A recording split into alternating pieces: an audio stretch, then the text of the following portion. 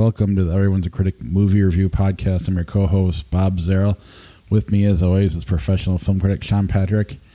And joining us from here on out is cousin Jeff. How do you want to be known on the show? You want to be known as your name, Jeff Lassiter? Or do you want to keep our name we gave you?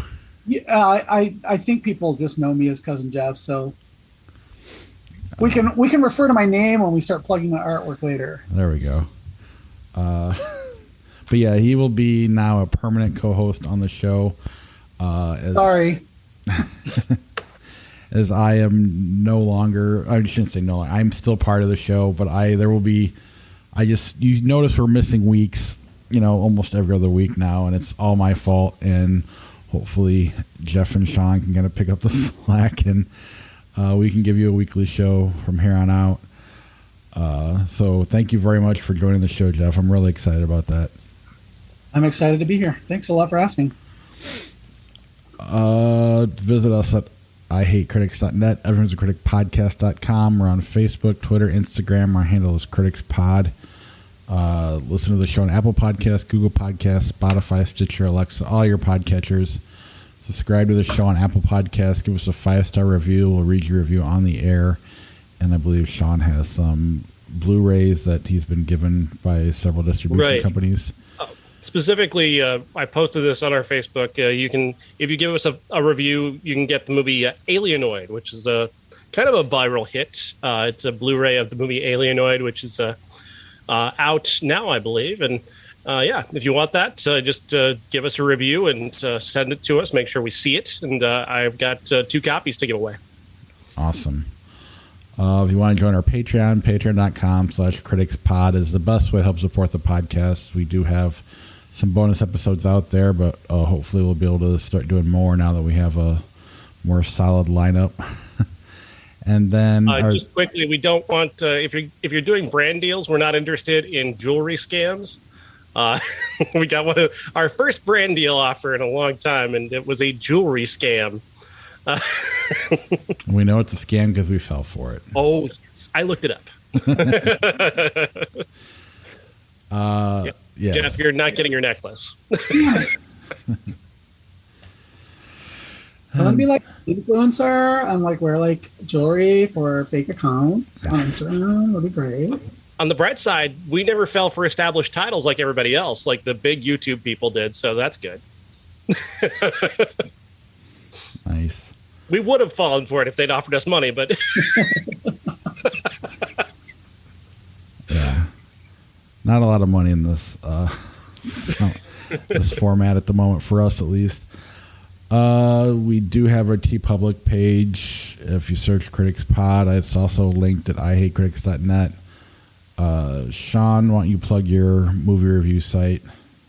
Yeah, it's just Sean at themovies.blogspot.com. I've got 20 plus years of movie reviews, more than 2,000 there on top of the 1,200 reviews I've done for Vocal. So there's a lot of content there, and it's all going there. So yeah, I do click on the Vocal links, obviously, and read that stuff. But yeah, that's where everything can be found very easily, is on that site. And then Jeff, where can people find your artwork? You can go to jefflassiter.com. That's got links to my TeePublic and to my Etsy shop. TeePublic's always on sale, and I run sales quite a bit on prints and original artwork. So, can you still get that cursed Jar Jar Binks art that you were putting out? Oh yeah, I've got Jar Jar. I've got lots of Jar Jar. It's terrifying. Striptease Jar Jar. That is the one I'm talking about. I'm not kidding you. Last week, I'm sold out completely on stickers. I just shipped my last one tonight. Every other TeePublic order has been Otogunga After Dark. That's what I'm calling it. Oh, boy. So lots of sexy Jar Jars going to be walking around. There's some weird fetishes on the internet. Nothing wrong with capitalizing on them. That's right. That's right. Absolutely. Just because I'm pretty doesn't mean I'm stupid. And you can find all of those links on our show notes when you listen to the podcast. All right. But yes, Jeff is now a permanent co-host of the show. We'll still be able to bring in Zach and Josh and whoever here and there, but we are now a 3-way podcast, 3 co-hosts. So wait a minute. Nobody told me about that. Now you know. You're a throuple. You didn't know? Live on the show. How to lose subscribers and fill our Patreon.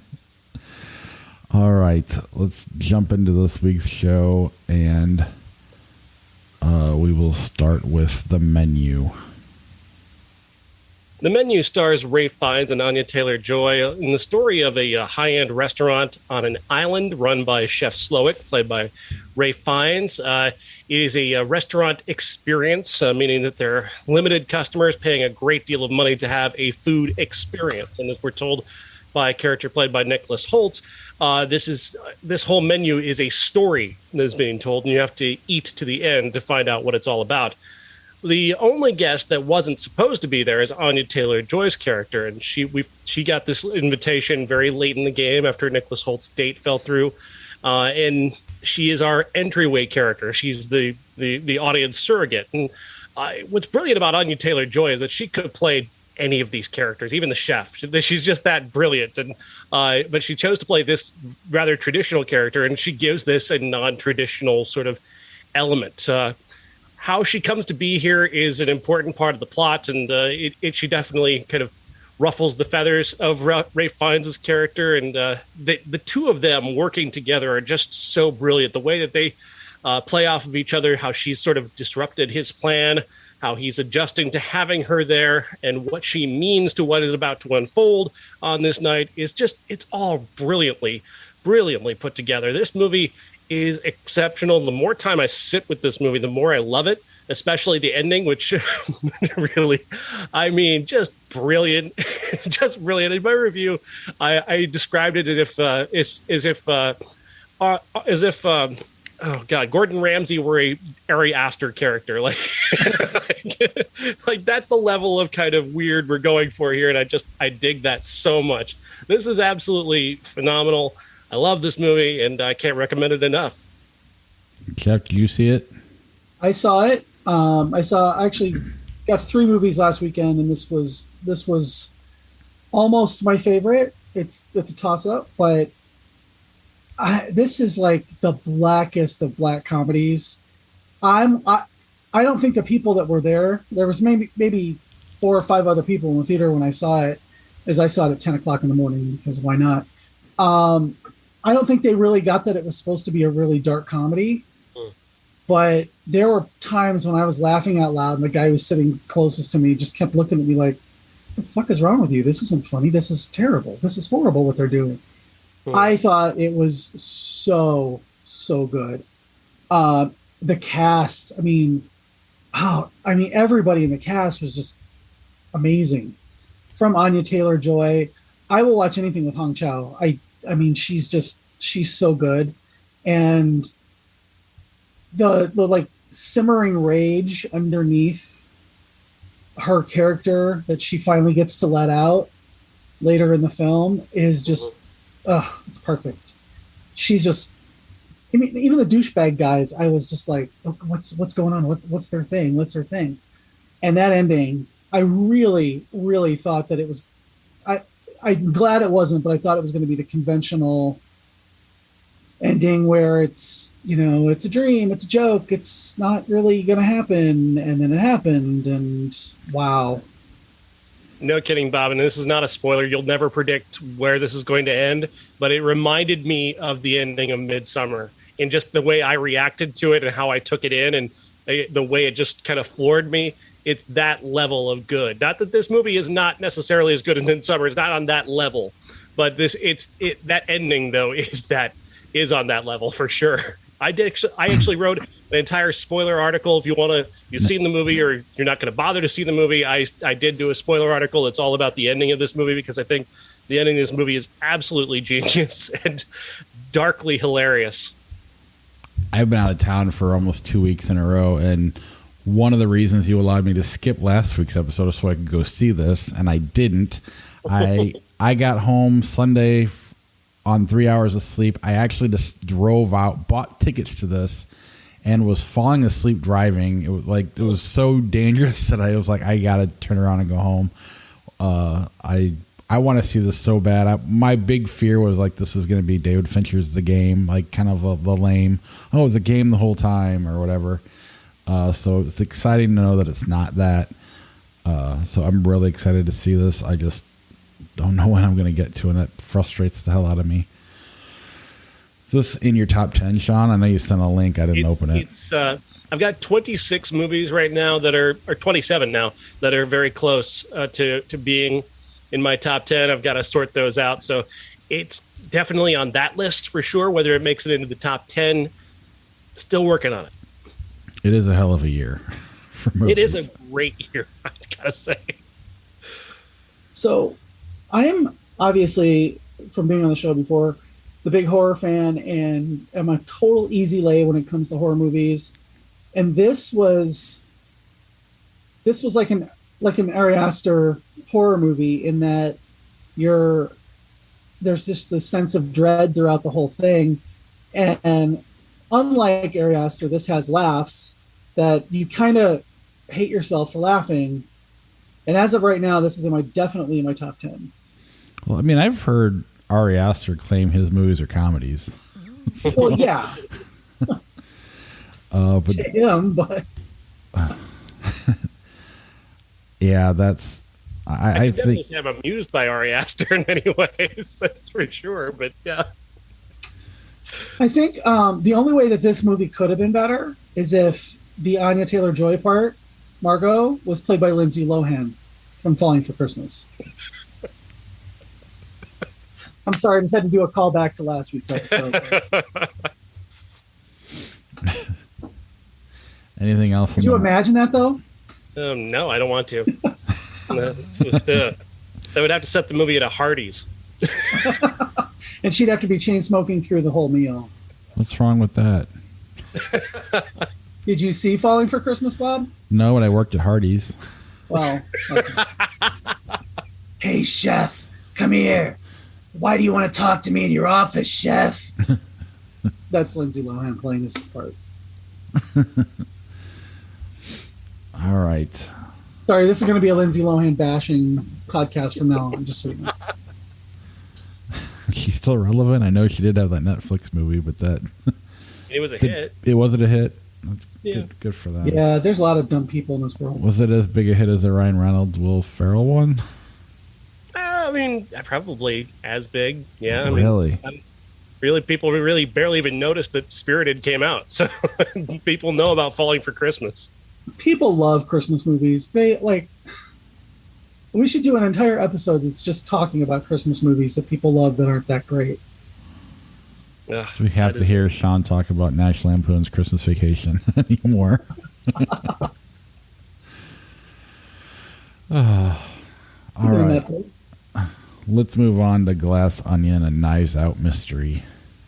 Glass Onion, a Knives Out mystery, is a new movie with Rian Johnson, the director. Of course, directed the first Knives Out, and it's just another terrific detective story. This time, it's a billionaire played by Edward Norton, who has his own island, which is a weird theme for this week, having her own island.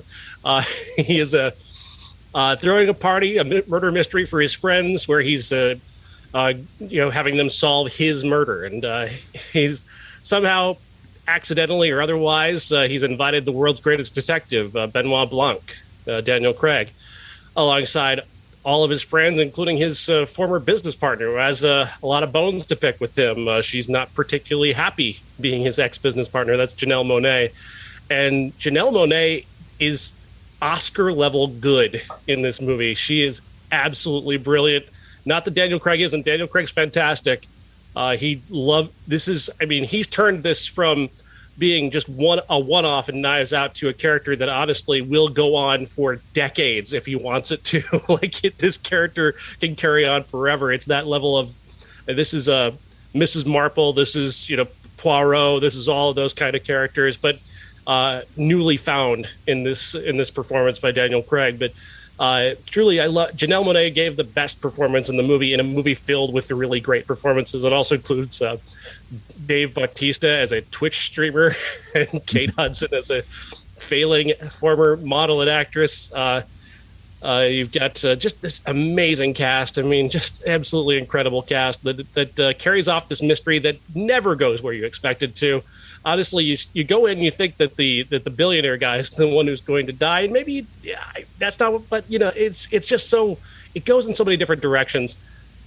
Edward Norton, of course, is in this as well. He's the billionaire. He's absolutely brilliant. Could not be better, combining the worst elements of Mark Zuckerberg and Elon Musk, but not doing so in a way that, like, he's not doing it in a way that's mean. Like, it's not mean. We get mean late, but initially he's just so very committed to playing the character and playing it well, and just absolutely ingeniously deconstructed as the story goes on.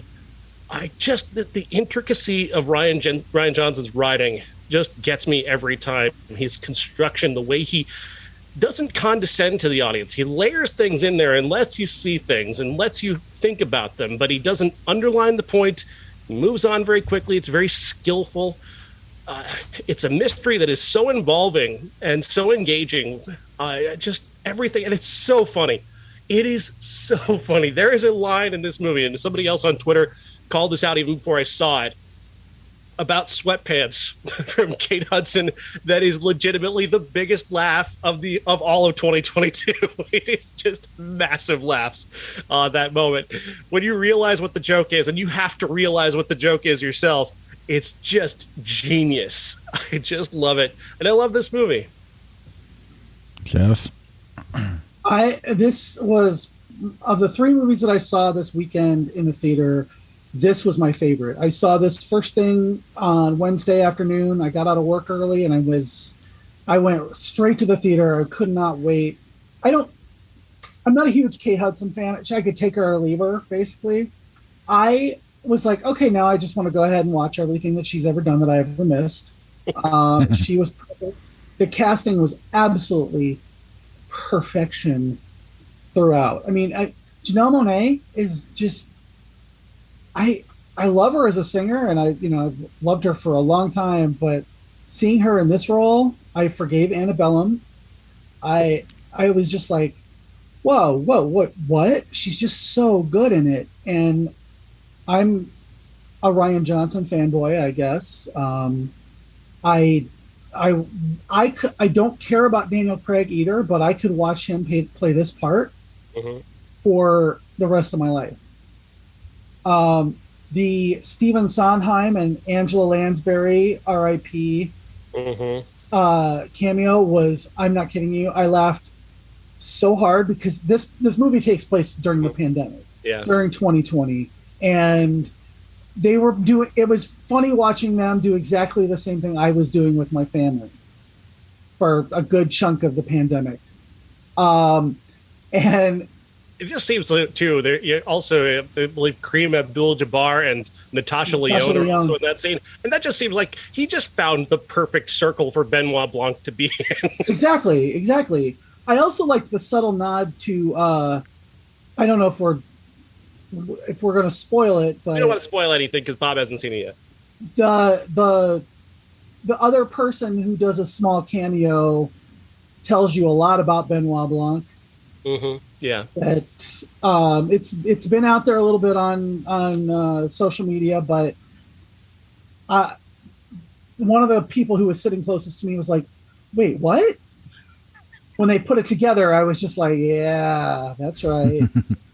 The little cameo, the cameos are just chef's kiss. I just could not stop thinking about this movie all through Wednesday and Thursday and up until I went to see the menu, and then I started just thinking about that. So this was my favorite movie this weekend so far.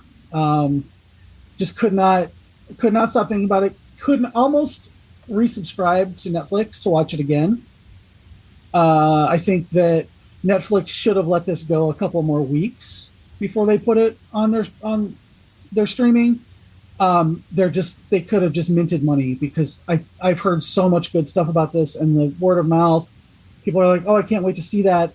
I want to see it in the theater." Well, tomorrow is your last day, or today, whenever this drops. It's like, All right. Just so it's so clever, and I'm a huge fan of mysteries, Agatha Christie, Murder She Wrote, cozy mysteries, and this is almost a cozy mystery because there's no, Benoit Blanc he's smart, but he's a little homespun. I really wish they'd done. Ryan Johnson at one point said, somebody said you should inexplicably have him do a different accent in every movie, and Ryan Johnson said that was something that he had actually thought about. I would have died laughing if they had done that. If he had just done like Russian or something instead of Southern, or it would have been hilarious. But yeah, watch this movie, even if you have to watch it on Netflix. Totally worth it. Watch it on the biggest screen you can watch it on. Don't watch it on your phone because the visuals in this movie, the Greek setting, the artwork. I mean, obviously I'm an artist, and it made me want to paint again because there was so much good artwork everywhere. It's gorgeous. It's well acted. It's well written to the point where I watch a ton of Murder She Wrote and Columbo and all that kind of stuff, and can usually pick out who the killer is within the first, couple of scenes. I did not pick up on this one until they started laying it out, and then I was like, oh shit. And then they go back and they show you everything, and it's like, of course. Mm-hmm. How did I not know that? So clever. Yeah, the misdirections are strong. The direction is incredible. Ryan Johnson is just masterful and doesn't get enough credit.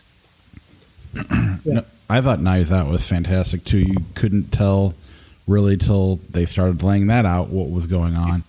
I think Ryan Johnson is one of my favorite directors. I mean, he made the best Star Wars movie there is. A Star Wars movie for non-Star Wars fans. Do you need to see Knives Out to get this movie? Not at all. No. It helps introduce you to him, right? But there's no overlap other than him. It's like you could watch Knives Out after this and just, it wouldn't make any difference. All right, because my family has not seen Knives Out, but I will be watching on Netflix. Unfortunately, I feel bad doing that, but that's just the nature of the beast. But I really want to see this one as well, and I'm glad it's good. It's exciting. Are they making another one? Yes. Yeah, for sure. Awesome. A third one, maybe. I think if he got the idea, I bet they would just go on, and I would be fine with that. Just keep doing this, Daniel Craig. Just keep doing this. As long as Ryan Johnson's doing it too, right? Mm-hmm. Yeah. I don't think they would do it without him. I think that, based on how clever he writes things and how, he just, aside there, like even Looper, there's a few plot holes here and there, and Last Jedi, the way he writes is just a very specific way. And if they tried to do a Knives Out movie without him, I don't think it would work. You have to have his attention to detail. You have to have his, the care that he takes. I mean, you look at all of his plots. The intricacy is symbolic of what he does, and I'm awed by his level of detail. The little touches that the little choices that he makes. There's a scene early on we talked about a little bit where Benoit Blanc is in the bath, and just the choice of a hat that he's wearing is just kind of genius. I mean, that's the level of detail we're talking about here. That's awesome. All right, let's move on to She Said. She Said stars Carey Mulligan and Zoe Kazan in the story of how the New York Times broke the story about Harvey Weinstein, the head of Miramax, one of the biggest power players in all of Hollywood. The open secret is that he was abusing his power with women. He was, essentially is now a convicted rapist. We need to say that. He is a criminal. And he was a criminal. He was a criminal for a very long time, from at least the late 80s all the way through this year, where he is currently now in jail. Yeah.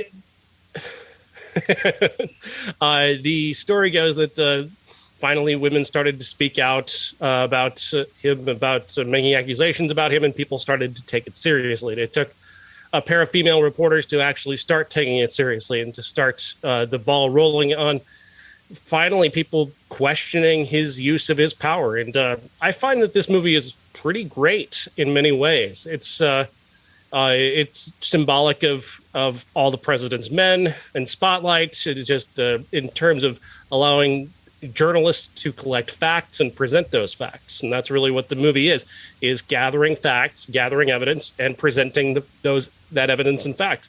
And really that's what great journalism should be, is collecting the evidence and showing it, not necessarily making it an opinion, because this is really not an opinion that Harvey Weinstein is a criminal. He is in fact a criminal. He was also provably an abuser. And that it took as long as it did for him to be brought down is a telling of a tale of all of our society for the past 30 years.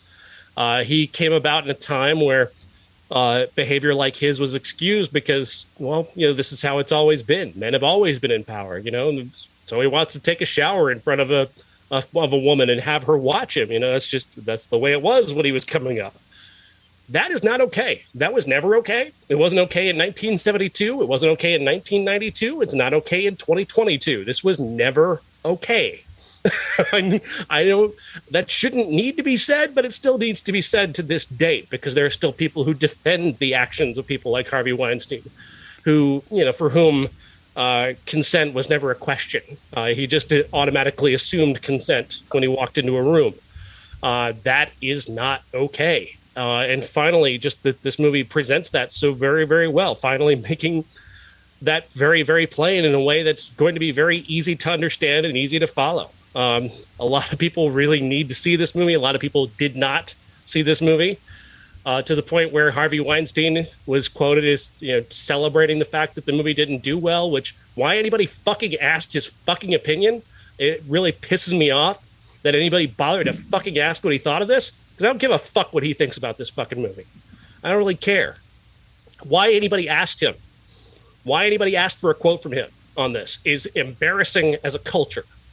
I'll say that. Was Ronan Farrow's character in it at all, or did they leave him out completely? He was working simultaneously as these two reporters were for NBC, and his story kind of got held up a little bit as they're putting their story out. So they all coalesced together eventually. They weren't sabotaging each other or working against each other. They're all working toward the same thing. They just weren't working on it together. Yeah, he did a piece for the New Yorker, and they mention it in the movie that he was doing it at the same time, and oh shit, we gotta hurry and get this done before they do. And then if you're familiar at all with the behind the scenes stuff that they didn't touch on in this, they actually, NBC scuttled him and the report because they bowed to pressure, unlike the New York Times did. So he went to the New Yorker, and that's where his comes in. And then he wrote the book Catch and Kill, which goes, they talk about trying to get Rose McGowan to go on the record here, and she ended up going on the record with Ronan Farrow. Mm-hmm. Right. Yeah, it's totally worth the read too. It's disgusting. I don't want to call it a great book, but it's a must read in a lot of ways.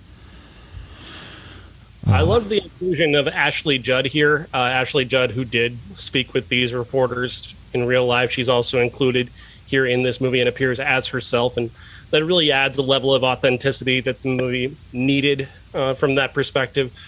Because otherwise you've got actresses that are not well known playing people who are part of Miramax but were not well known. It helps to have that face, that focus.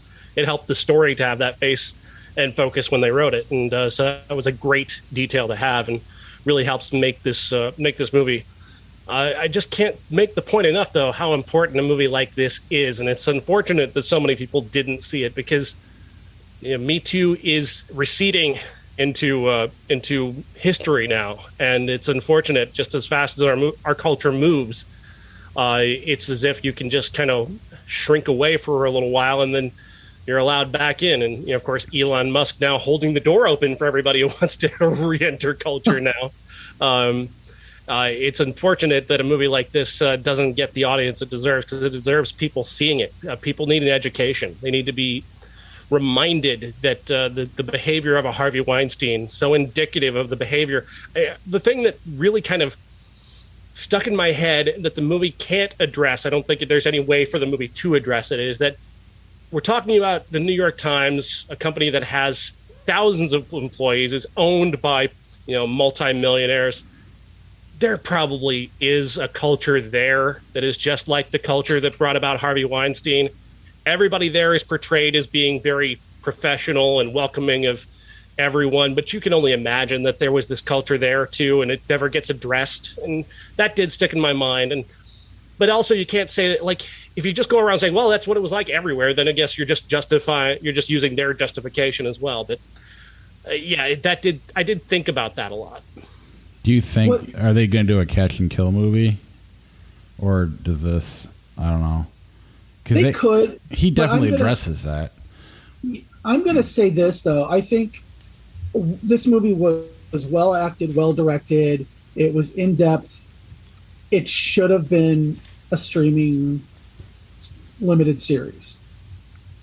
For the simple reason that, A, it was very long, and there were a lot of threads that you had to pick up on. Some of the episodes in the movie could have been stretched out a little bit and, fleshed out, given a little more weight. And because it seemed very long at times, but it also seemed very rushed at times. Good. And I think one of the things that could have even helped the movie is to have actually gone in the room. They had a character who portrays Harvey Weinstein in terms of his body, in terms of just kind of seeing him a little bit.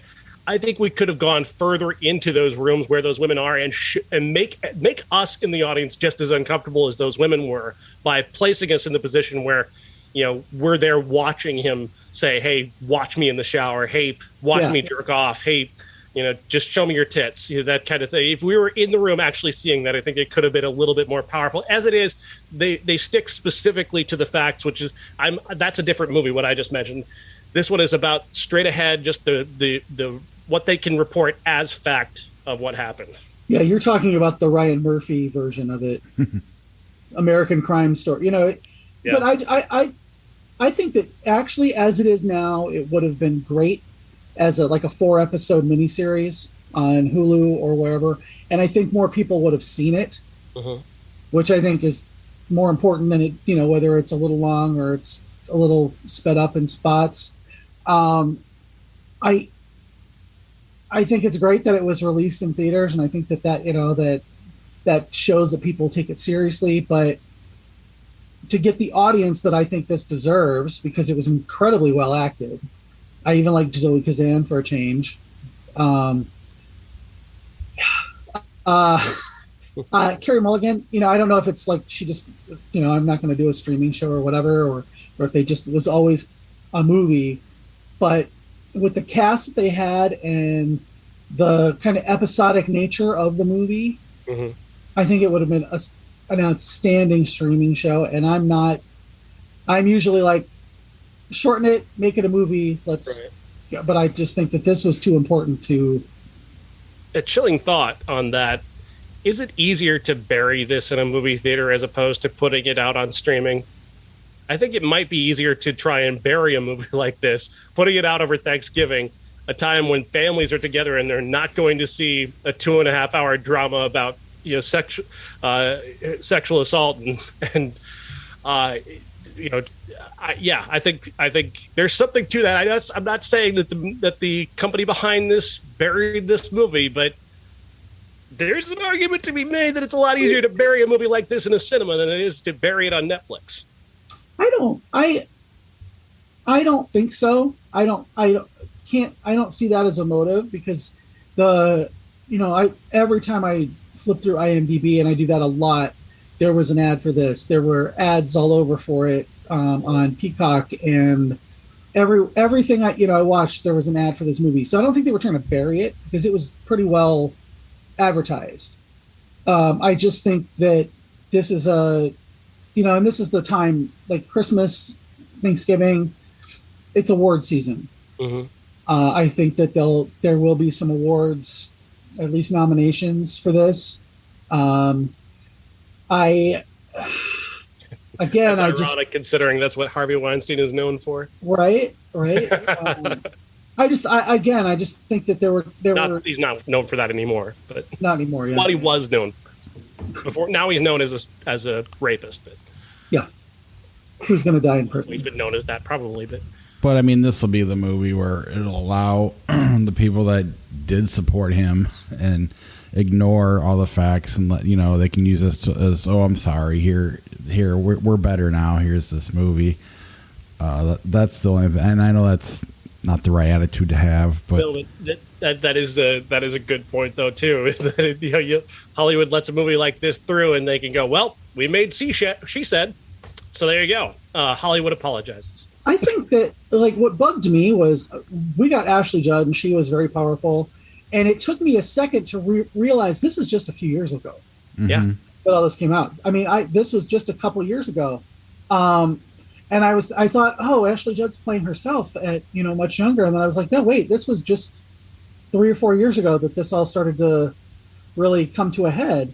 Yeah. I wish that some of the other actresses that that were named in the movie had done had been in it. And a weird detail in the movie, Bob, about Harvey Weinstein was obsessed about Gwyneth Paltrow. Right. Every question that he had was about, have you talked to Gwyneth? Is this about Gwyneth?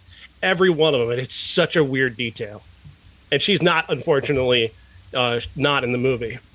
And I think that if there was a scene where they're like, oh, Gwyneth will be right out. And I thought, oh, she that's what I thought too. Going to do this. Great.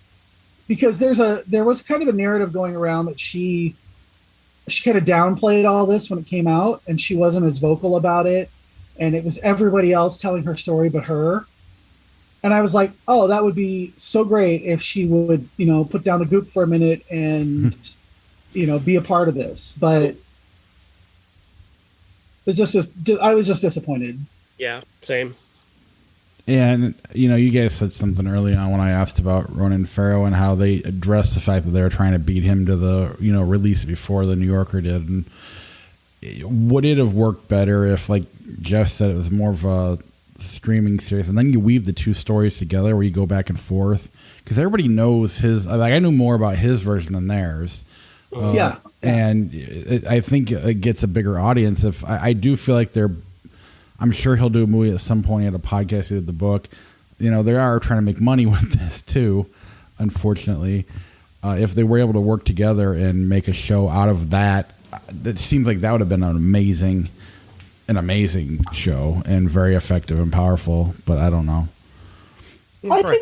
I think that this, I would like to have seen it from the female perspective in a longer format. His book was good, and he got some access to some of the people, but I really would have liked to have seen this on TV. They could have done an episode where he comes in, even if he plays himself, because the son of Woody Allen, quote unquote, and Mia Farrow. Sorry, Frank Sinatra has released his dad. Right. He could have even come in and done a cameo and played himself, and they could have done that. I think that we're going to get to a point where all of these books and all these exposés are going to come out, and people are going to be like, oh my God, it's Me Too again. Oh my God, let it go. All that, the chuds on Twitter and how they are. But I think that it's an important story. I just wanted to see more of this one. So I felt like you were getting parts of the movie were bogged down by their personal lives, but then their personal lives, you wanted to know more about it. But I felt like there could have been fleshed out a little more in a show than here. I do think this is a very good movie, and certainly is what I hope people will find eventually. Hopefully with an awards campaign. Yeah. All right. All Quiet on the Western Front. All Quiet on the Western Front is a movie set during World War One. It is from the German perspective of World War One, and honestly, I can't talk much about it. I fell asleep. Hey, me too. Me three. I got about halfway through it, and I'm like, this is boring. I was about 30 minutes in. I'm like, I can't tell any of these people apart. They're all covered in mud or blood, and yeah, war's bad. Yeah. I thought about looking up on a Wikipedia, what happened, but World War One, the Germans lost. Right. All right, cool. The thing about World War One stories is there's not a lot of new things out there. Like 1917, I think that's what they have to, that did so well. Let's kind of reignite that. To me, the most interesting World War One era story that I've seen since 1917 was Pearl. I mean, I started to watch this. I borrowed a friend's Netflix, and I was like, you know what? I don't necessarily like war movies, and I really don't want to see something that's been hashed and rehashed and rehashed. So, well, I just kept looking at the runtime, and I'm like, this isn't getting any shorter.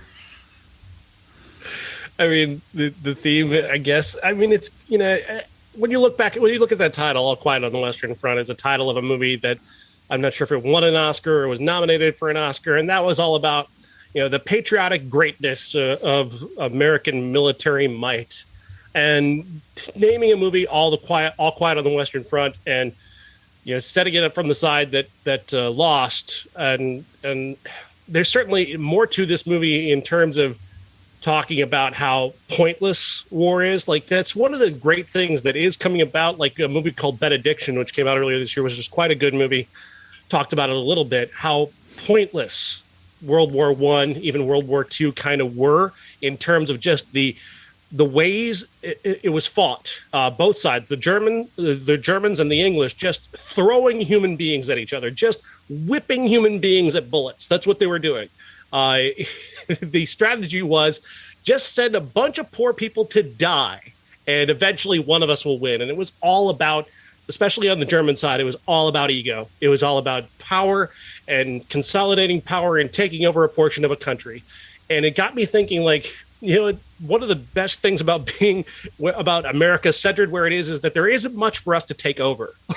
Because if we were in Europe, with our leaders, totally taking over countries. We're totally bowling over other countries. We're in Canada. There's nothing for us in Canada. Like, Canada's very tiny. Most of it is just woods and mountains and very cold. Mexico, there's just not much to take. Nothing against them. They're wonderful countries. There's just not much there for us in terms of what we could dominate. But Europe, we would want that if we were there with our leadership. And that's kind of one of the things I thought about here as I was dozing off. Yeah, I don't have much more to say on it either. Bones and All. Bones and All is the latest from director Luca Guadagnino, the director of Call Me By Your Name, and the terrible Suspiria remake. This one stars Taylor Russell as a young woman who, as a teenager, realizes that she is a cannibal. She's always been a cannibal from a very young age. She just her dad covered it up as best as he could, and it was so traumatic for her that a lot of it she didn't remember, and she's able to control it for quite some time until she goes to a friend's house to spend the night and ends up biting off this friend's finger. And suddenly she's fully exposed as someone who was born as a cannibal. Her father packages her up and takes her out of the town and gets her out of there very quickly so she can't be arrested or found. And then he abandons her with a tape and tells her, hey, when you were like 3, you ate a babysitter. Like, this is something I can't control, that you can't control. And frankly, I just don't know what to do anymore.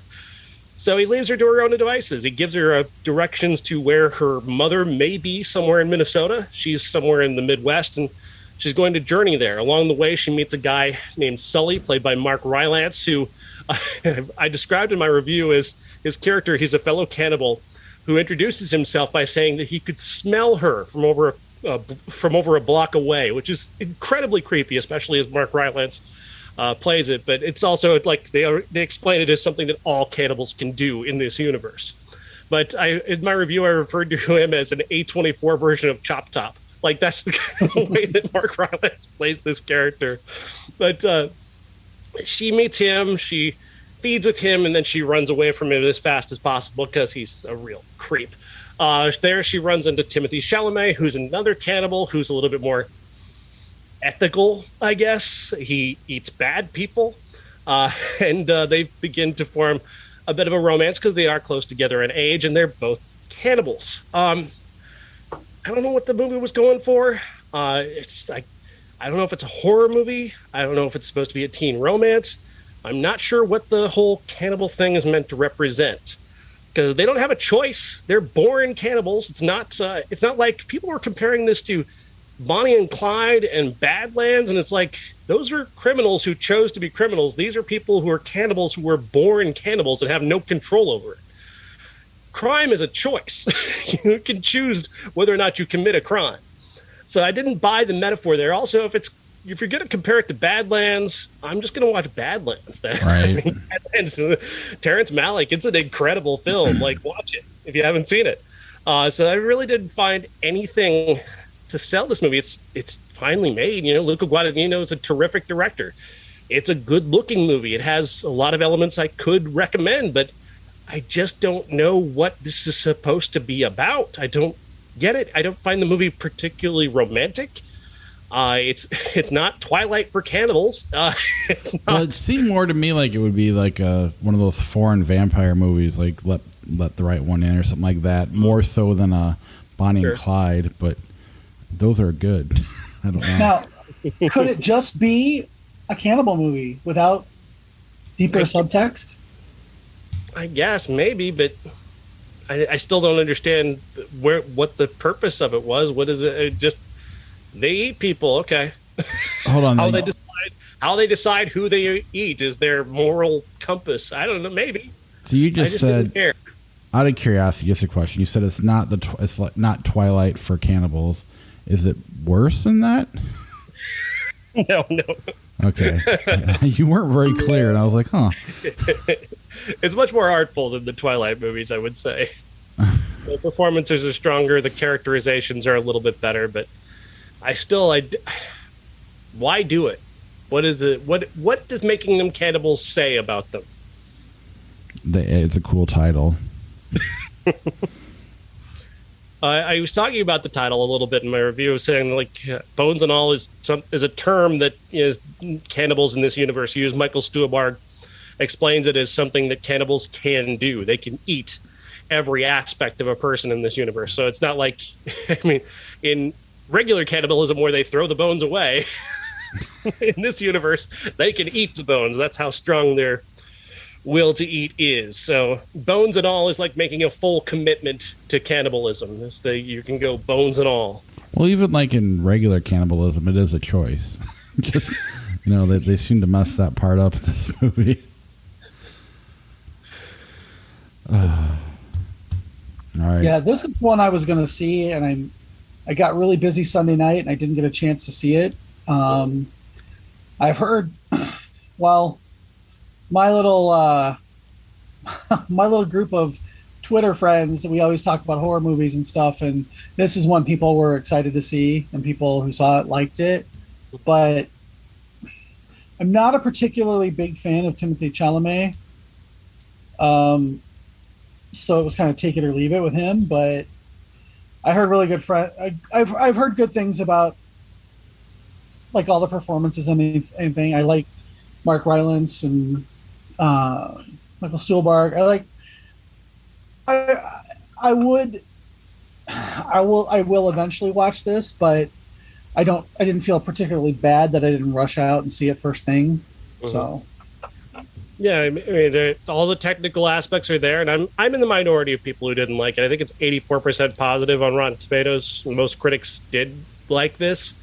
I read a lot of reviews, like I said, a lot of comparisons.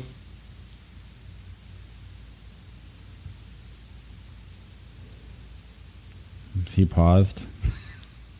You there? Or is it just me? Huh. I don't know. Must be Sean. Yeah.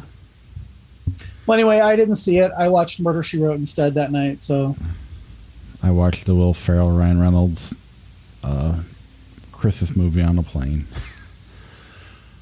I haven't watched that yet. I liked it. Is it worth it? I mean, do you like Scrooged? Do you like Elf? Yeah.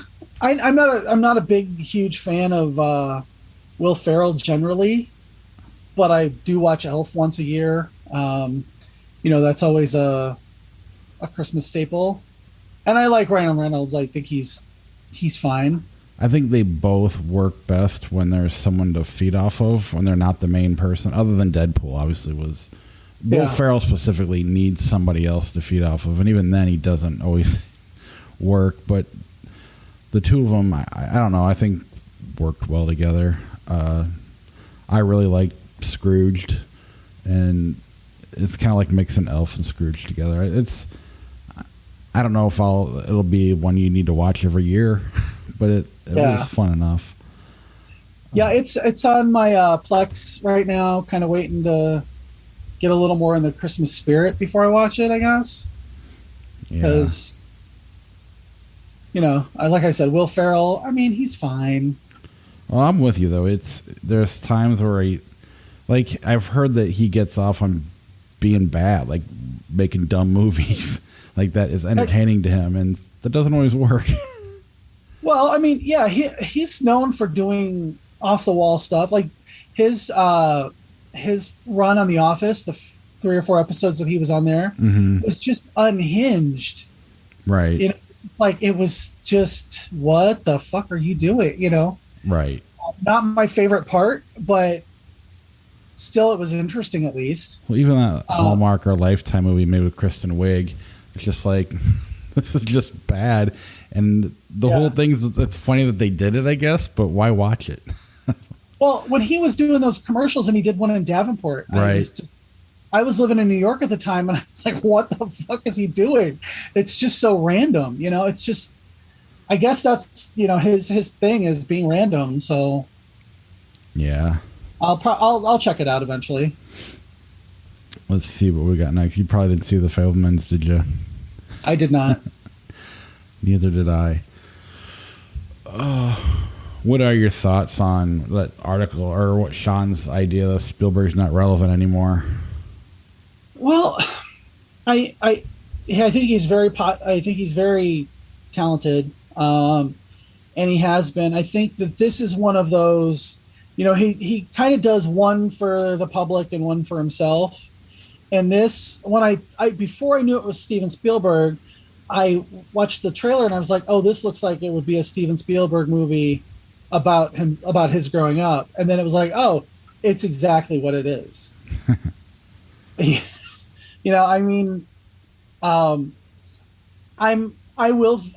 probably will see it, and I'll probably see it in the theater because I did enjoy his West Side Story. I watched that in the theater, and funny story. I was in Chicago last year for doing an art show, and my old roommates, I was staying with them, and they were like, hey, we're going to go see West Side Story. Do you want to go? And I said, sure. Well, the night before the show, that night I stayed at a hotel, got zero sleep because there was a party going on down the hall. Mm-hmm. Got zero sleep. I was so tired, and I was just desperately trying to keep my eyes open for West Side Story and failing miserably throughout. But I enjoyed it enough that I watched it streaming later and really, really dug it. But it was unnecessary, and I don't know why Steven Spielberg would do that. Right. It baffled me, and this is more what I see him. I see his heart in it a little more than just a retread of something that we've already done. See, I think he's. Am I back? Yeah, you're back. You're back. Oh, good. We kept the show going. Okay. My opinion is Spielberg. I think he's great, but at the same time, I think he's super overrated. And I don't think that's a bad thing. But when you're that popular and that big, it's hard not to be overrated. If that makes sense. But anyway, he's made some of the biggest movies of all time. Right. I don't know if that means he's overrated or if he's just, he's kind of he could just rest on his laurels and never make another movie, and everybody would talk about how great he is. Right. But do you get into the diminishing returns of stuff like this, where it's like, oh, it's not an IP, right? He does like some of his existing IP stuff, great, but right. Sean. So I asked the question: is Steven Spielberg irrelevant? Not as a criticism of him. I think it's not a question of whether or not he's a great director. Of course, I think he's a great director. I think the issue of relevance when it comes to him is his topics. The topics he chooses these days are not necessarily relevant to a wide audience. And this story, West Side Story, as much as it may be beloved in many circles, is not a wide, it doesn't have a lot of cultural relevance still to this day. It just doesn't. That's not a knock on the movie. It's not a knock on the quality of the movie. It's just not particularly relevant.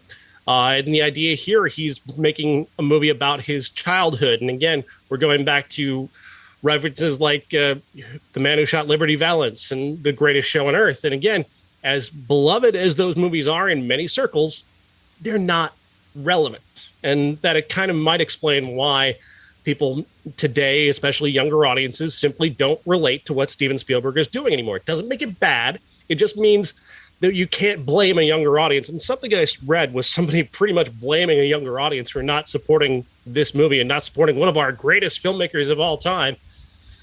That's a ridiculous argument. Kids aren't going to find appeal in this. They're just not. It's not meant for them. It's meant for, this is Steven Spielberg kind of jerking himself off a little bit. If I'm being honest, this is him just enjoying his nostalgia, his own childhood, the things that inspired him. And that's wonderful, but it's not relevant to people who aren't of the cult of Spielberg, his age. John Ford is not somebody that is relevant to a younger audience. Should he be? Maybe. Yeah, perhaps. Yeah, there's a lot of movies of his you should absolutely see. David Lynch plays John Ford in the movie, by the way. And that's a big moment for this character, is meeting him. And it's a great scene. But again, there's going to be anybody who's, under the age of 25, who is still learning about film and getting better and growing, probably doesn't know that he's talking to an absolute film legend. You can pan across all the movie posters you want and show all the movie posters with these titles and go, that's vaguely familiar to me from passing it on television, but it's not going to tell a lot of people, anything about the guy. So that's the question. It's really just kind of a knock on people who think this movie should be appealing to kids. Or appealing to a younger audience. You can't make a movie set in the 1950s and 60s and say that kids should absolutely see this and absolutely should be interested. It's not relevant. Your kids, Bob, not going to give a fuck. They're not going to know anything about this movie, about any of the references it's making. They'll recognize elements of maybe family, and those are nice things. But again, I don't think that's a well fleshed out part of this story either. So the story here is set in the 1950s. 1952 is where kind of we enter into it, where 8-year-old kid goes to see The Greatest Show on Earth, the Academy Award-winning Best Picture, and is fascinated by the end sequence, which is this amazing train wreck that was staged using models and actual staging with actual actors. And it's brilliant. It's the reason why the movie won Best Picture. It's still remembered as one of the least deserving Best Pictures of all time. But it did win Best Picture because of that incredible ending. Crash, right? Yeah. He sees that and he wants to recreate it. So he gets a toy train for Hanukkah and begins recreating it using his dad's camera and trying to figure out how it happened. And that's the genesis of his love of film, encouraged by his mom, Mitzi, played by Michelle Williams, who represents the artistic side of his family, while his dad is an engineer who goes on to work for IBM and is on the cutting edge of developing computers. And that's the technical side. And those two sides coming together to form this one guy, this Sam Fabelman character. It's good. Steven Spielberg is an incredible director. So, of course, it's beyond competent. It's incredibly well made. Paul Dano and Michelle Williams are amazing.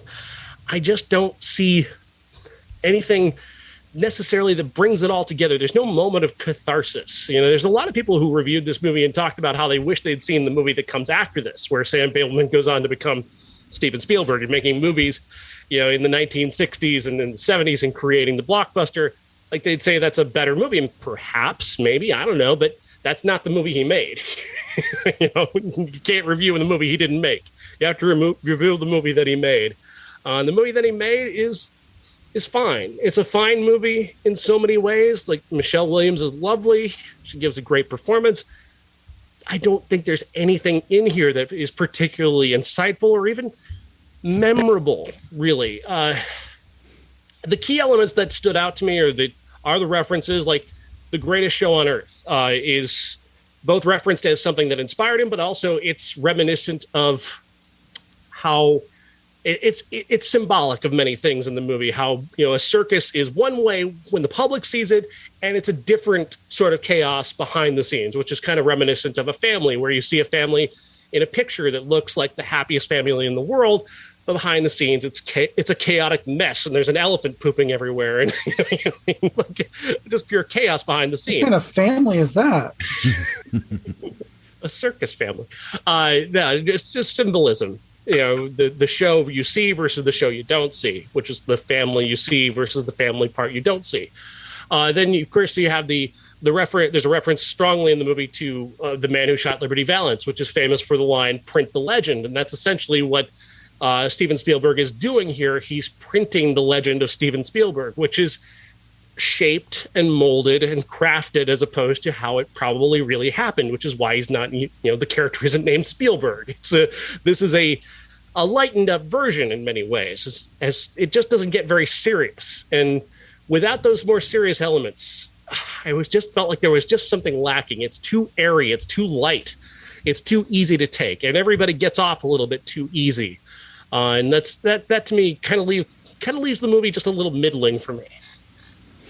I guess that's kind of how I feel about Spielberg in general, with the exception of maybe Jaws. Obviously Schindler's List, but I don't know. I just feel like his movies are too easy. They're definitely huge, and he's a great director, but he's like the U2 of filmmakers. I don't know.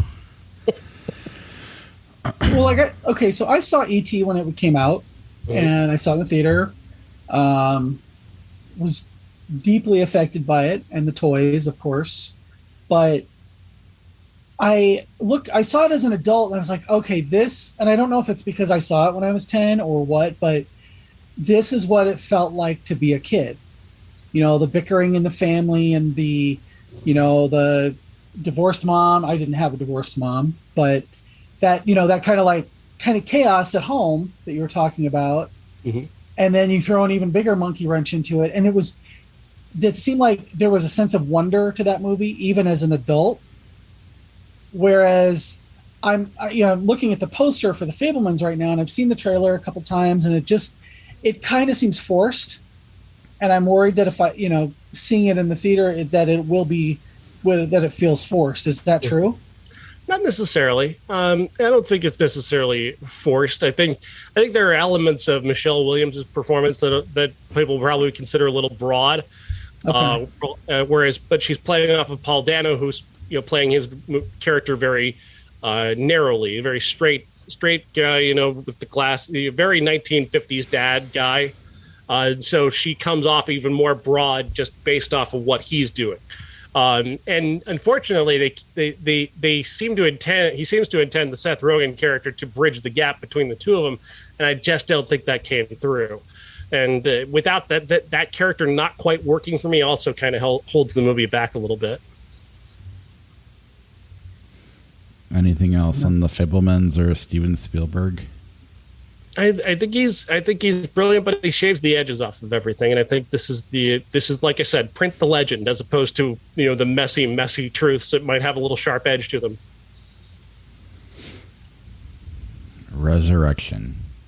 Resurrection stars Rebecca Hall and Tim Roth in a movie that came out way earlier this year, but I only just saw it, so I wanted to talk about it because I fell for this movie hard. This movie is so fucking good. This is a horror film about a woman who is on the run from a man. She's been on the run from him for some time. They have a very awful past in which she was clearly groomed by him from a very young age, from early teens to her early 20s. She was under this man's thumb. He arrives back in her life, apparently having found her, but did he? There's a lot of ways in which the movie plays with reality, and the movie is gaslighting us as she is being gaslighted by him, and we don't know what to believe. Is she crazy? Is he actually doing this? And he has a line in this movie that you laugh at, but then they just don't let it go. Tim Roth is so good. He doesn't let this go. So they had a baby. They lost the baby. The baby was born. What happened to the baby is unclear. But Tim Roth says, he's in my stomach. He's with me, always. He's with me. I'm carrying him with me right now. And obviously, that's metaphoric, right? Right? Nope. I hope so. It is.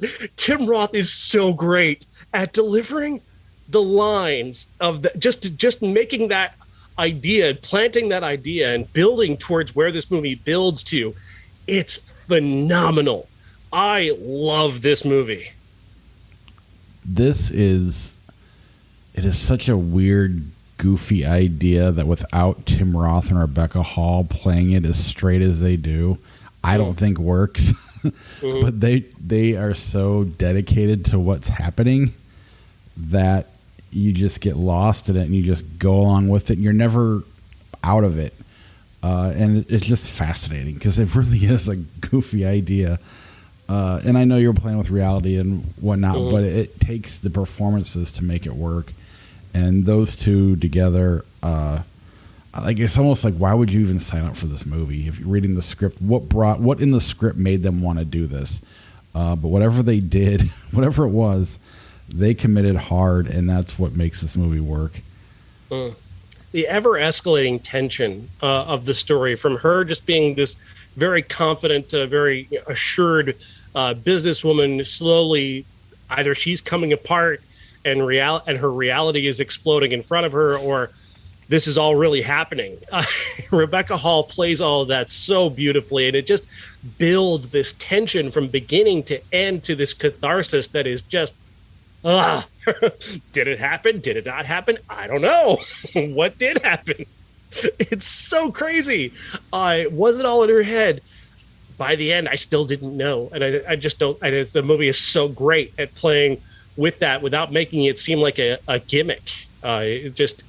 Awesome performance by Rebecca Hall. It's all on her to make this work. Tim Roth stuff, he's got a couple of great scenes. He's off screen for much of it. But when he's there, he's so impactful. You can't look away. But yeah, this is all on her, and she just makes it all work from beginning to end. Yeah, if she doesn't deliver, this movie falls apart. Absolutely.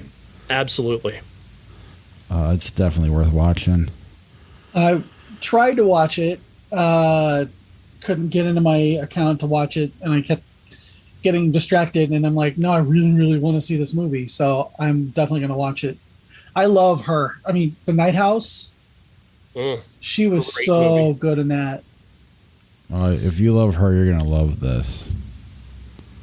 Absolutely, yeah. She's maybe my favorite actress working today. She's just delivering. She makes such great choices. She's just so smart.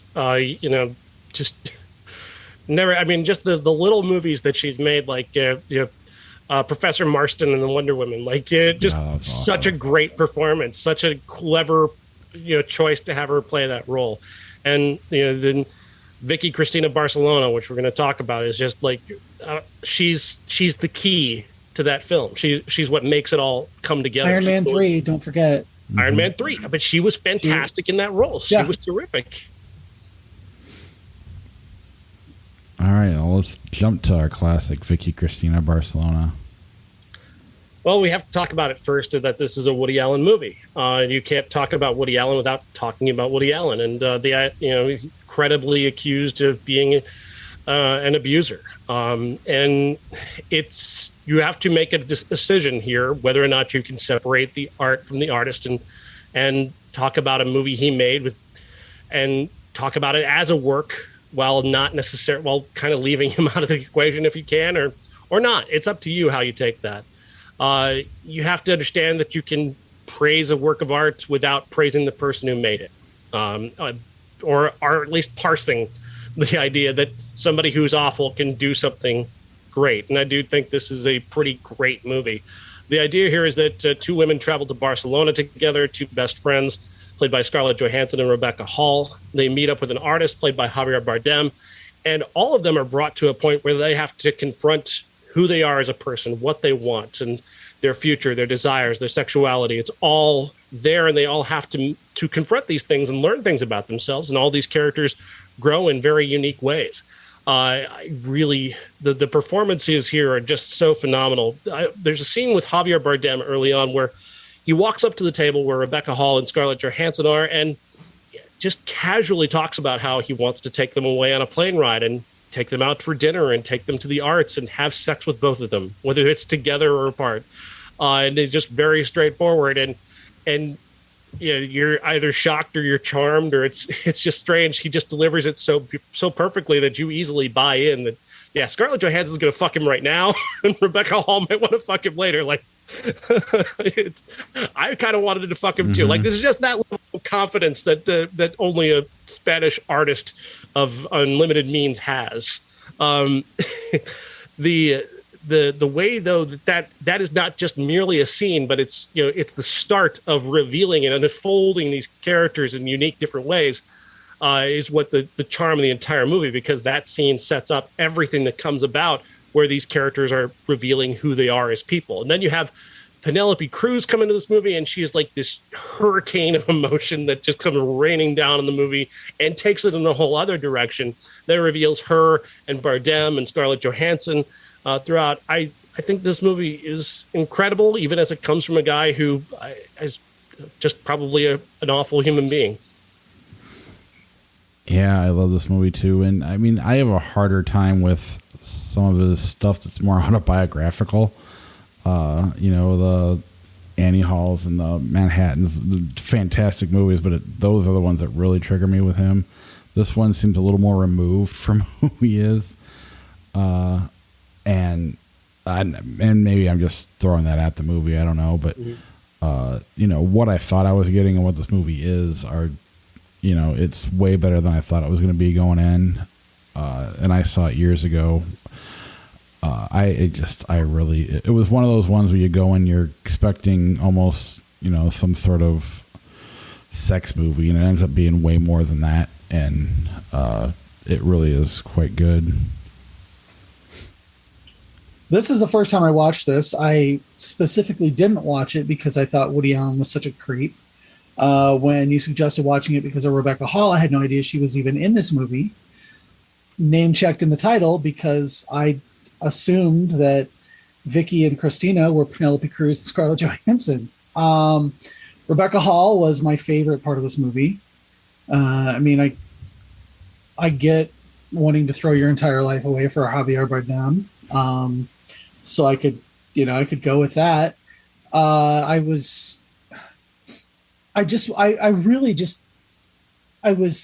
so confused going into it because I was like, wait a minute, where's Penelope? Oh, Penelope Cruz is the crazy ex who is just always at 11 with her emotions. Always. Scarlett Johansson, for me, I always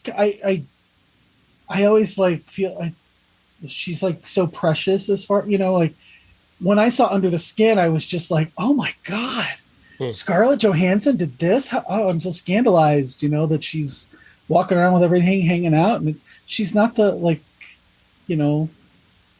prim and Janet Leigh type who I always kind of took her as from Hitchcock. I was glad that this wasn't one of those autobiographical Woody Allen movies because I don't think I could. I recently rewatched Shadows and Fog because I found it for $1 in a store, and I was like, oh, you know what? I've never really seen this, and I like Madonna, so I'll watch this and see how bad she is in it. And it was just that Woody Allen sensibility And I was really hoping that didn't come into this. And it just, a couple times during the narration it did, but overall I was really impressed and kind of shocked that how much I liked this. And it came down mostly to Rebecca Hall. Mm-hmm. It's more thoughtful and mature than I had remembered. It definitely gives these characters a lot of room to breathe and to grow as human beings, and that's really more of what it's about. It talks about sex in a mature way that most movies don't, frankly speaking. That said, I went into it very worried that this was going to be, an abuser's conception of women, like a conception of women is just as a man sees them. And something about this, just the way he lets these actresses find the characters. Like for me, I don't think Scarlett Johansson finds this character until in the second act, when she's bringing an end to her relationship with Penelope Cruz and Javier Bardem. That's, I think, when she finds the character at that point. That monologue she gets there is really terrific. And meanwhile, you have Penelope Cruz, you've got this character that could be, a poorly conceived idea of mental health issues in a woman. And Penelope Cruz comes in and just is allowed to give this character so much charm and so much real life and so much experience and reality that she overcomes, this idea that this is just a man's conception of a crazy chick. And Rebecca Hall, of course, also just takes the character of a woman who's on the track to becoming, an everyday liberal white wine mom, essentially takes that and gives it a whole nother dimension by being forced into corners to where she has to figure out what it is that she truly wants out of life. And I think as a director here, he gives these women the opportunity to find these characters as opposed to him forcing an agenda upon them. And that's, so I've always, thinking about Woody Allen movies, to me, the thing that I think draws people into him is the way he reveres his actresses. And, say what you will about him as a person and what an absolute fucker he is, but even going back and watching Mia Farrow in his movies, and all the women have agency that I don't think a lot of male directors and writers give their female characters. And I think it only gets better over time. Going back and watching something from 1990 and then going back and watching this from, just a few years ago, it's like, oh, they have more agency and they're more themselves. And that's because of him. Yeah. I hate to say that because he's such a piece of shit, but it's like he writes well for women and he directs well for women. And I think I think he is in touch with his feminine side when he's writing these characters enough to be sympathetic as opposed to just, this is my fantasy of these women. And this could have been that kind of movie. This could have been this, absolutely, where he just sees Scarlett Johansson and he writes a bunch of nude scenes for her. And, same with Rebecca Hall and Penelope Cruz, but it actually seems like the characters respect themselves. And it's rare, it's like from a male director. Mm-hmm. And it's, and part of that too is just it's so clever about writing these characters into corners where they're forced to confront something and how they figure out their way of whether or not they're going to confront it or find a unique way to dodge it. And I loved that about this. And the like Patricia Clarkson plays a character who you could call her purely functional within the story, but she infuses that with so much more because she's Patricia Clarkson, but also because that character is so important to revealing what Rebecca Hall as a character wants. It's more than just functional. The same can be said of Chris Messina, who is a character, again, that could be just a one-note character, this very straight-laced businessman. Could be a very functional character, but he adds dimension to it by giving Chris Messina some real emotion and a little bit of weight, just enough weight to where he provides a perfect sort of emblem of the fork in the road that Rebecca Hall's character is facing. And I thought that was just a really great use of supporting players. You get the impression that she could be happy with either one of these men because they're fully formed men. They're not caricatures. Yeah. Anything else on Vicki Cristina Barcelona before we get Rebecca Hall should be on the poster, goddammit, and not sixth build. Absolutely. Sixth build. After Kevin Dunn. Who the fuck cares about Kevin Dunn? Okay, rant over. All right. We did have a bunch of shit come out in 92. I don't think we discussed watching any of these, but we've seen most of them. So. Well, we have seen most of them. Malcom X.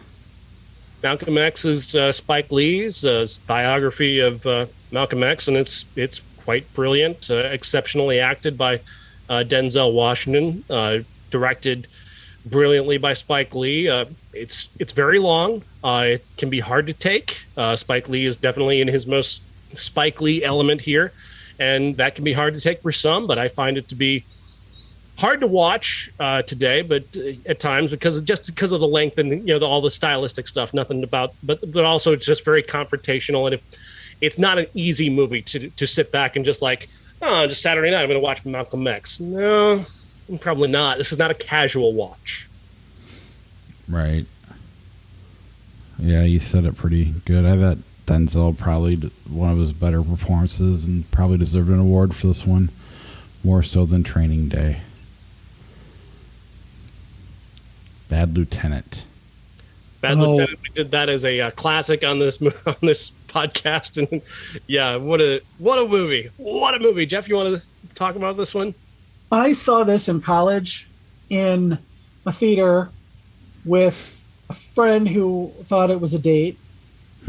She was like, "Oh, let's go see this. Let's go see a movie." And this was the one that was like the closest to opening when we got to the theater in Denver, and she's like, "Oh, is that like a cop movie?" And I said, "I don't know. I'd heard a little bit about it because I religiously read Premiere magazine in the 80s and 90s, but yeah, it was. This was one of those.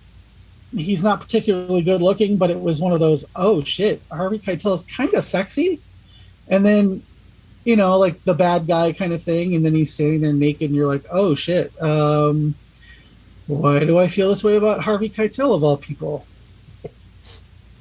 He's just phenomenal in this movie. It's such a weird, unique thing that's, I don't know, it was a hell of a movie when we watched it. Was it earlier this year or last year? But whatever it was... Yeah, I don't remember exactly when it was, maybe last year, but yeah, Abel Ferrara, I mean, and not everything he does works, but when he's on this and Ms. 45, like, fuck.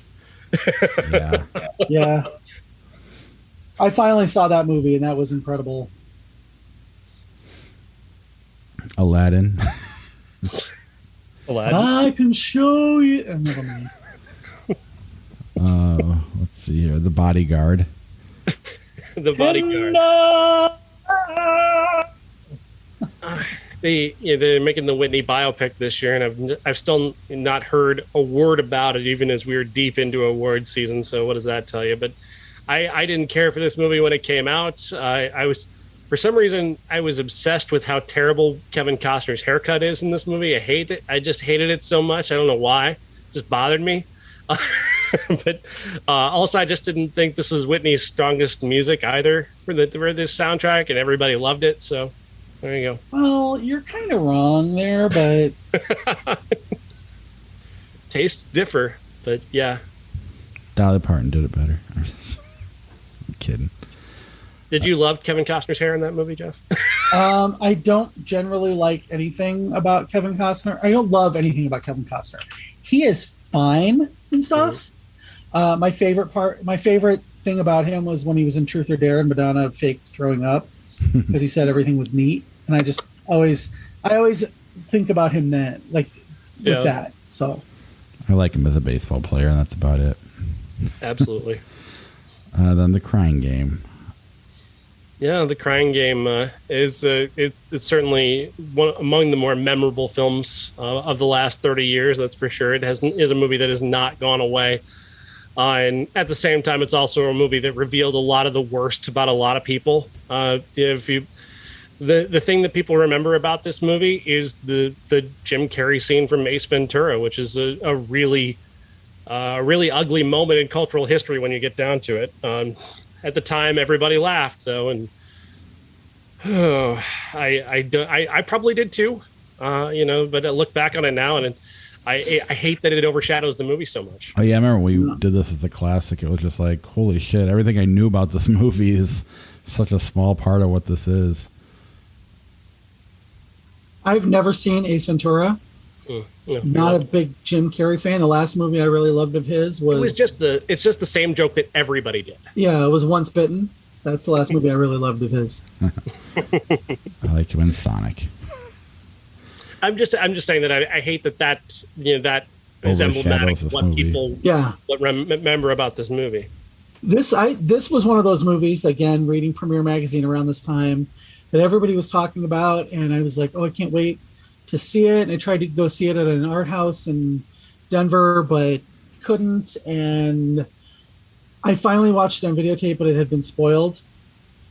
And I was that moment, I knew it was coming, and I was like, oh, I wish I didn't know this about this character.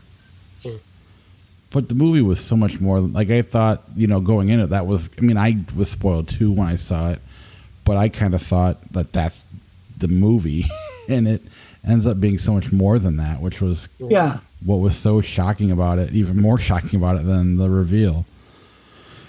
And Jay Davidson was so good. It's a real shame that there wasn't more work there after that, because it's such a tremendous and integral performance.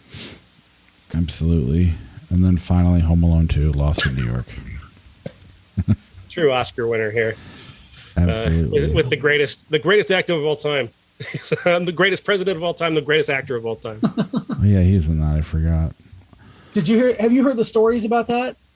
That the only way that he would let them use his building was if he was in it. Yeah. And they came so close to cutting him out of it. Yeah. But then there was some contractual thing that he had to appear in it. And I'm just like, ugh. I think he has that on a handful of movies where if they use the Trump Tower, he has to appear in it or something like that. Ugh. Gross. Which, back to your She Said movie, he was president when all that was going on. It's another thing to why people need to see literally, it.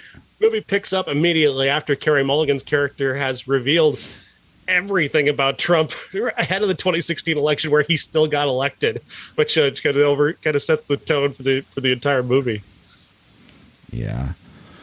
All right. Next week we got Violent Night, The Eternal Daughter, and Darby and the Dead.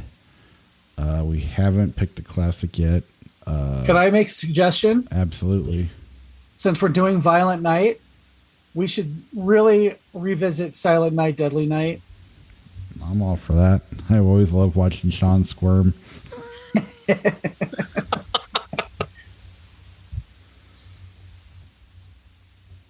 Yeah, that was actually one of my best experiences. I hate that movie, so I had a good experience watching that movie as a kid.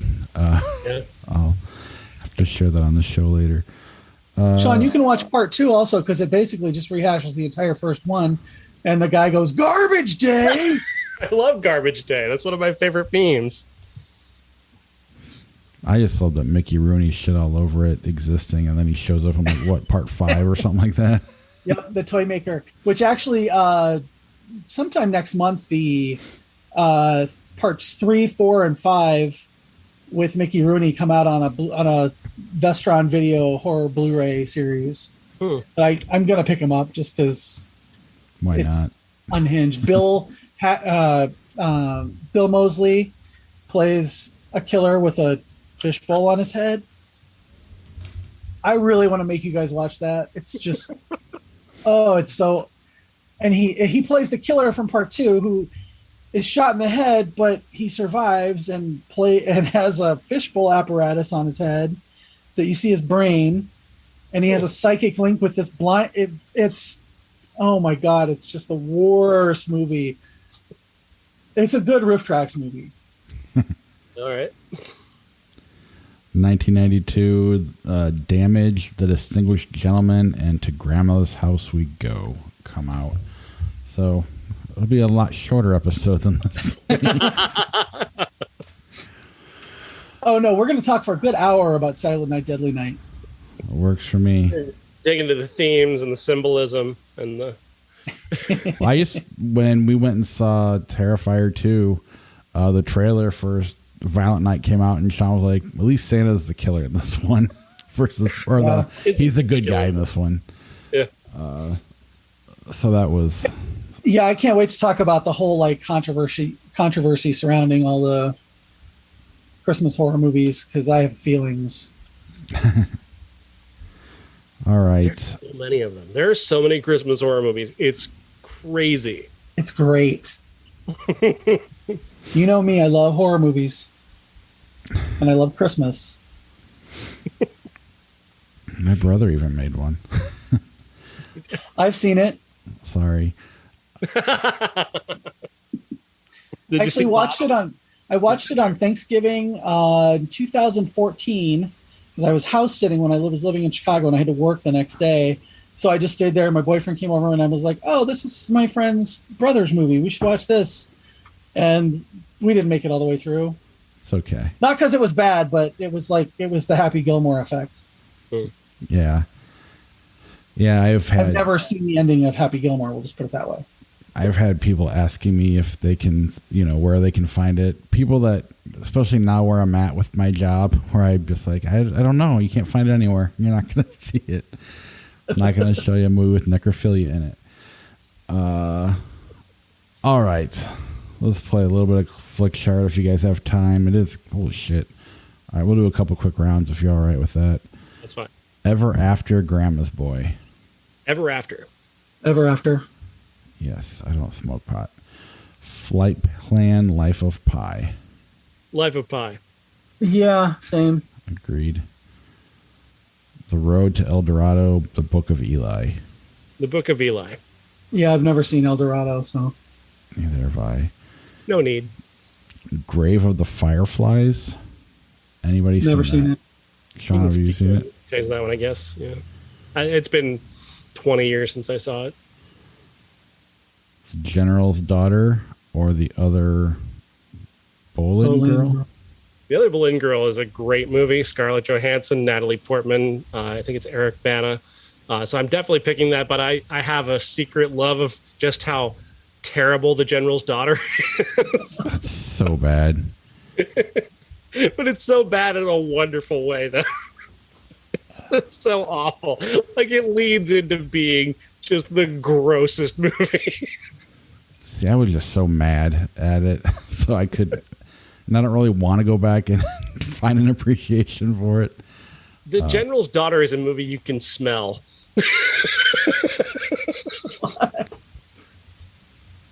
Oh, yeah, and I picked that before Jeff and I chose. I hope that was okay.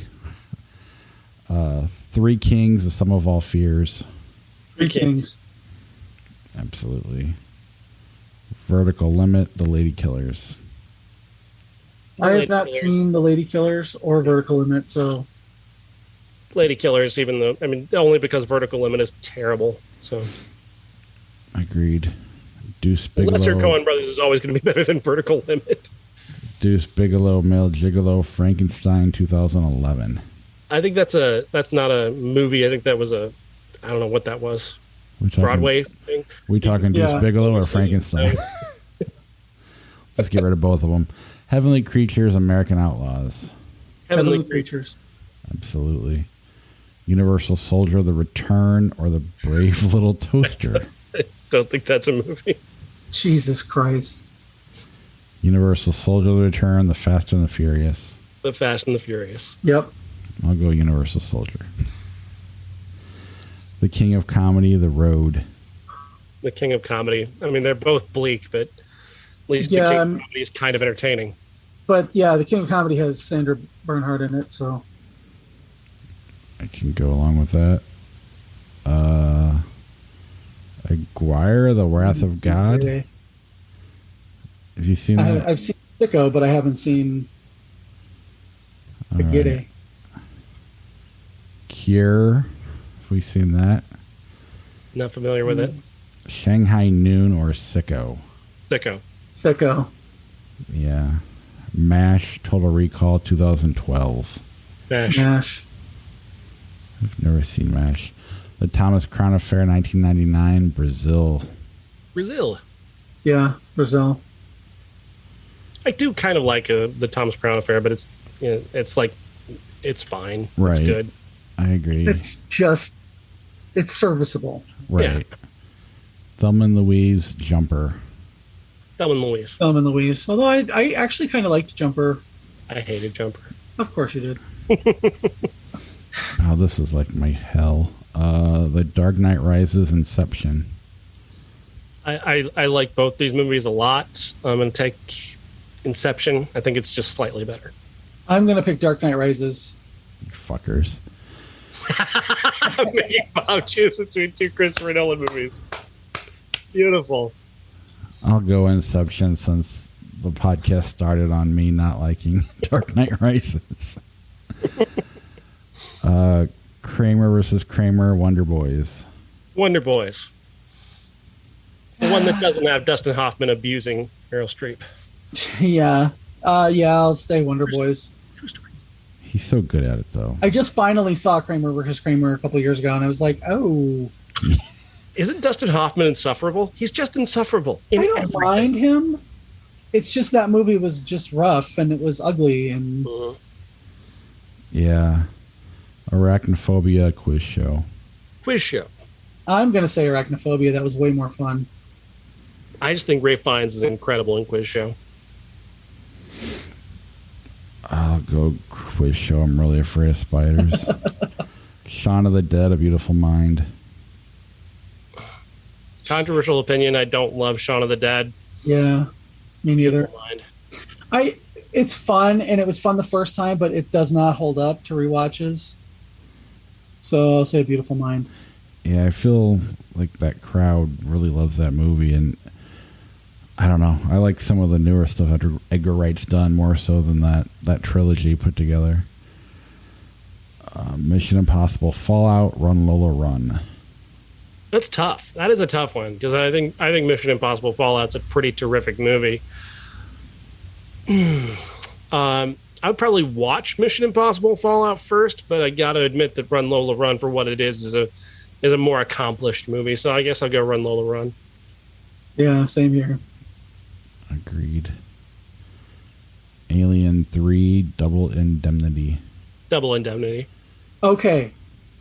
I'm going to say Double Indemnity. However, the director's cut / producer's cut of Alien 3 is actually very good, and I do love that version of it. Okay. The Culture High, Run, Fat Boy, Run. Never seen Culture High. Grumpy Old Men, Run, Fat Boy, Run. Grumpy Old Men.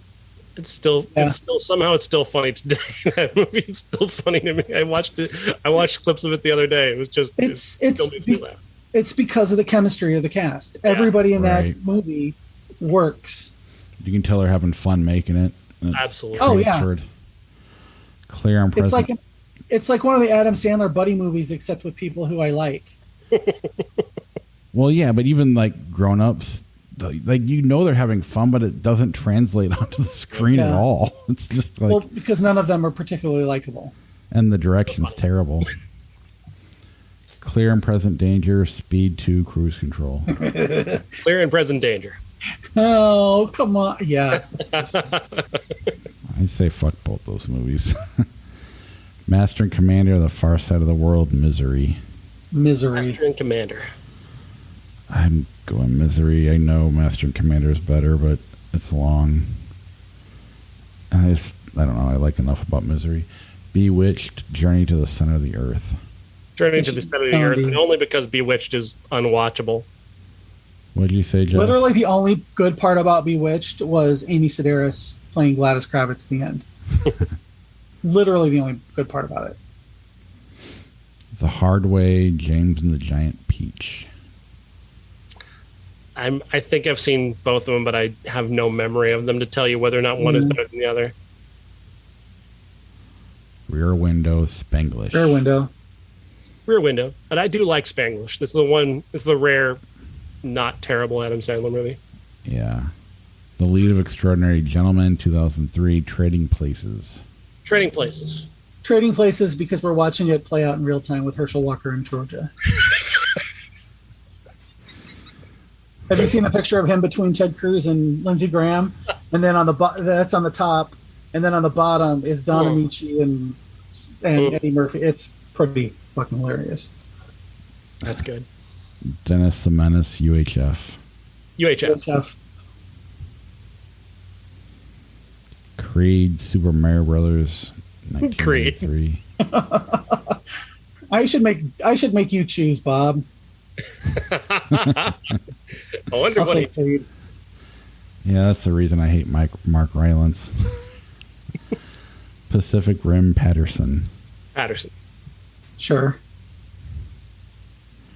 While You Were Sleeping, 28 Weeks Later. While You Were Sleeping. Yeah, if you'd said 28 days later, I would have picked that, but While You Were Sleeping. Agreed completely. Spider-Man Homecoming, American Graffiti. Spider-Man Homecoming. Yeah, I'm a George Lucas fanboy, but I would rather watch Spider-Man than... Marley and Me, Thriller, A Cruel Picture. I don't know what that is, but I want to see it based on that poster. Yeah. Looks very cool. Marley and Me, Hot Shots. Marley and Me. Hot Shots. I love Marley and Me. I just can't. The super saccharine, sugary movies, I just can't. The Messengers. If you're going to watch one of those movies, that's the best version of it. But it's got Owen Wilson and Jennifer Aniston in it. They're both really good in it. But Hot Shots is so much fun. The Messengers, The Cable Guy. The Cable Guy. The Messengers is just terrible. Yeah. Cable Guy's got it good, but at least it's memorable. Flatliners, 500 Days of Summer. 500 Days of Summer. I know that's the better movie. I hate Zooey Deschanel, though. So, but I'll still say that because, I don't want to get kicked off the show already.